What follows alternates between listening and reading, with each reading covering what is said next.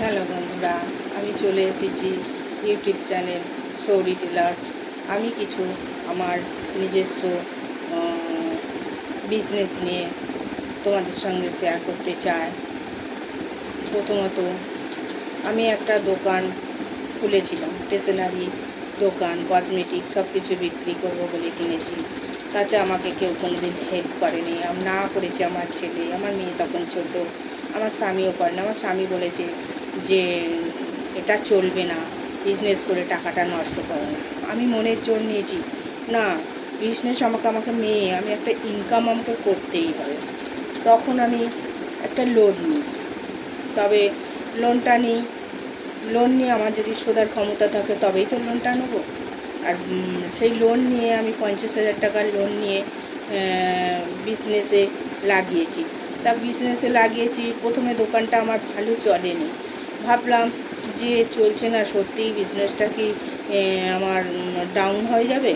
তখন আমি ভাবলাম যে আমি তো সেলাই মেশিনের কাজ জানি, তা সেলাই মেশিনের কাজ জানি, একটা মেশিন নিয়েছি। মেশিন নিয়ে টুকটাক সেলাই করতাম, হাটের মাল, ওই যে হাওড়ার হাটের এইসব মাল তৈরি করতাম। করতে করতে একজনের কাছে বললাম যে আমি ব্লাউজ তৈরি করব, একটা ব্লাউজ কেটে দাও।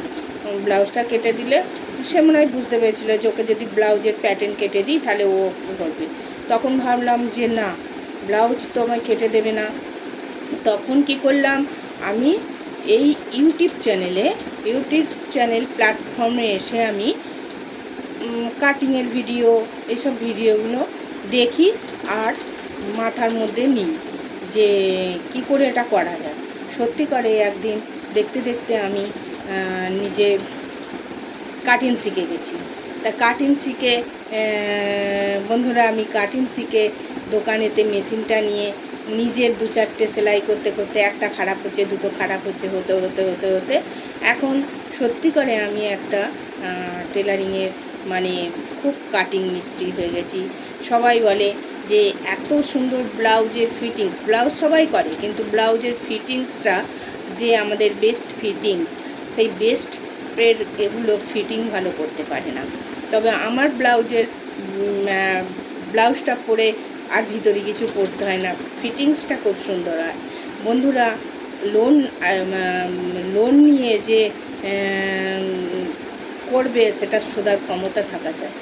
তবে যতটা লোন নেবে ততটা তোমার চাদর বেছাবার ক্ষমতা ততটাই বেছাবে, কিন্তু তুমি ওই ছেলের ভরসায়, স্বামীর ভরসায় কোনো দিন করবে না। কেননা নিজের যদি মনের জোর থাকে, নিজের ইনকাম থাকে, তবেই তুমি সেই লোনটা শুধতে পারবে। স্বামী যদি 1 মাস বসে যায়, তুমি কোথা থেকে শুধবে? ওই জন্য বলছি বন্ধুরা, লোন নিও না। লোন যদি শোধার ক্ষমতা থাকে সেটা নষ্ট করো না, সেটা ইনভেস্ট করার চেষ্টা করো যে লোন নিয়ে আমি কিছু করব। ওই টাকাটা অনেকে সংসারে খরচা করে, অনেকে এটা ওটা বিলাসিতা করে, অনেকে শপিং করে, অনেকে বেড়াতে যায়। না বন্ধুরা, এসব করবে না। এসব করলে কিন্তু তোমার সেই জিনিসটা হবে না। যে টাকাটা নিয়েছো সেই টাকাটাকে তোমায় খাটাতে হবে।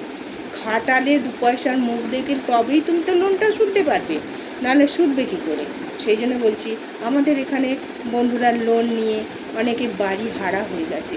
ওই জন্য লোন খুব ভালো, লোন খুব খারাপ।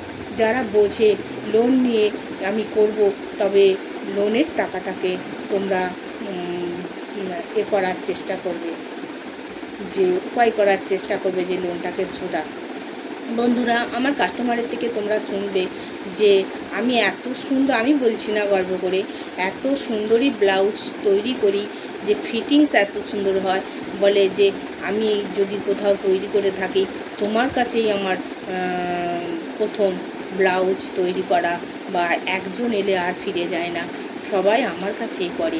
ওই জন্য বন্ধুরা, ইউটিউব একটা এমন প্ল্যাটফর্ম, এ থেকে বহুত কিছু শেখার আছে, বহুত কিছু করার আছে, অনেক কিছু জানার আছে। তোমরা এই প্ল্যাটফর্মটাকে গুরুত্ব দেবে এবং ভালোবাসবে।